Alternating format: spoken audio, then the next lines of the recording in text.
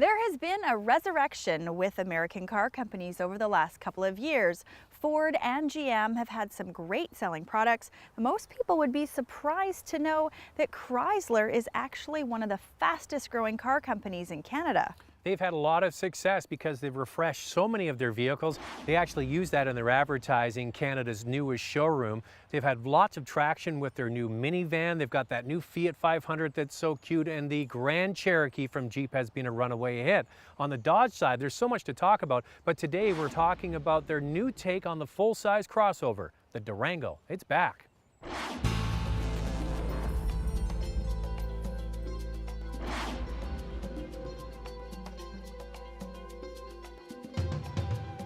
Dodge has a new design approach. It's to move Dodge into a driver's brand with upscale amenities that average people can afford.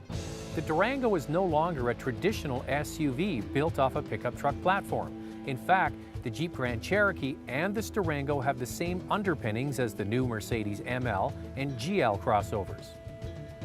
This crossover-based platform gives the designers an ability to create a vehicle that's aggressive, low to the ground, has a bold stance, and still has a car-like driving attitude. The Dodge signature crosshaired front grille is very prominent, as is the sloping front nose. This top-of-the-line Citadel model also comes with some extra chrome. Another target was to make all of the trim levels look first-rate. Whether it's the base V6 or the top Citadel model shown here, all have a meaty, substantial look. The most important updates to all the new Chrysler family vehicles over the last year or so has been on the interior, because they were hammered for their interior design and materials, and justifiably so, because they were addicted to cheap, hard, and ill-fitting plastic panels, but not anymore. The new design approach is to make all the parts of the interior that the driver and passengers touch as soft and smooth as possible. This, along with an attractive design, makes the interior feel more upscale and satisfying to use. The Durango, even on the base model, is finished with a high level of content, from an available 3 rows of seats, Bluetooth and USB connectivity, tilt and telescopic steering, and large, comfortable seats. The second row of seats has a tumble forward feature that allows easy access to the third row. The Durango starts at just under $38,000 with 5 seats or no-charge 7 seats, and tops out with this Citadel model at just under $50,000.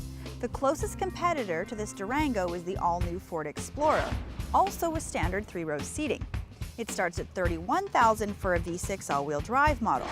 The Durango does come with more standard equipment, but on the surface, the Ford has a slight advantage. This top-of-the-line Citadel model also comes with 20-inch chrome-clad wheels, Napa leather seats, backup camera, navigation, and a power liftgate, as well as some electrical updates that include a superb stereo. Now forget about everything you've thought about Durango in the past. This is a whole new beast. The Durango fits nicely into several categories. First, because it has the option to seat 7 passengers, it fits right into the middle of the pack with the full-size crossovers, such as this Chevy Traverse and the Ford Flex and Explorer. Second, because the interior is very luxurious, it almost feels like you're driving a luxury vehicle. And third, and possibly the most important if you need a vehicle that tows, is how rugged it feels to actually tow a trailer. This is where the Durango sets itself apart. Even with the base 3.6-liter V6, the Durango can tow 6,200 pounds, and the 5.7-liter Hemi V8 up to 7,200 pounds. With this kind of towing capacity, the Durango competes with truck-based SUVs. The on-road manners of the Durango make it feel like a small, nimble vehicle. There's good feedback to the driver, and it has a very solid stance on the road. I remember when I first got behind the wheel of the Flex and the Explorer, and they both felt really big. Now, behind the wheel of the Durango, even though it is quite long and wide, it doesn't drive like it. Dodge has 2 engine choices in this Durango, but they've decided to go with a V6 and a V8, which is very different from the decisions Ford made for their engines in the new Explorer.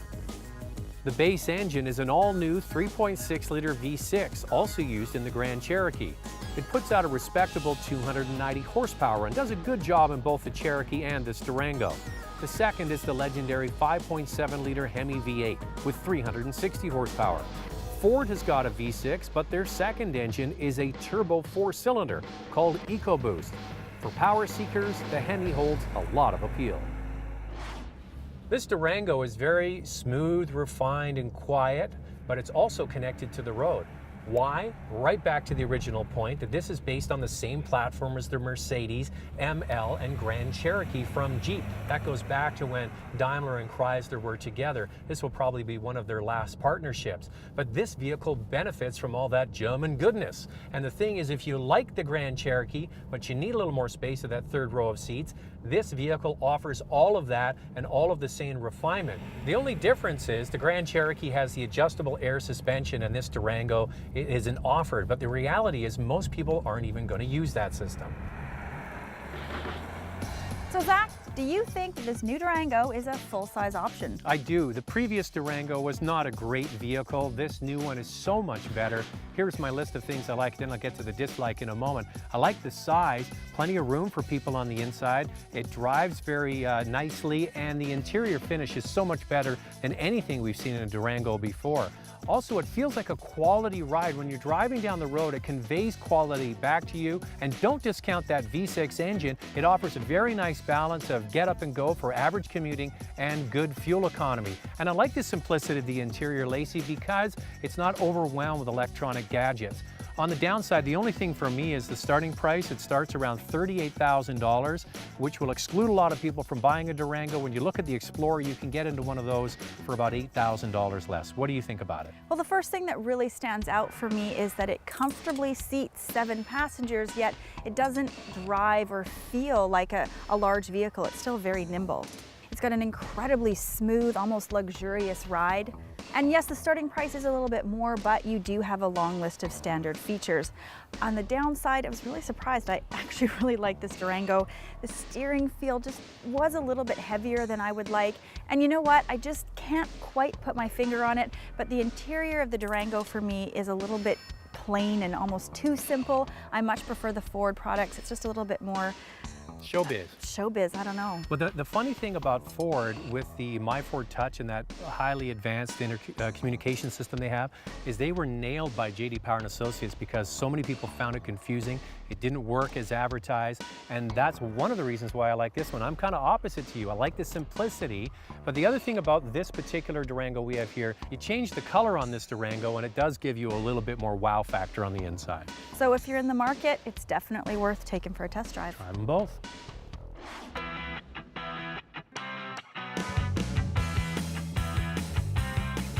See all the new Chrysler products by visiting our website. It's at drivingtelevision.com.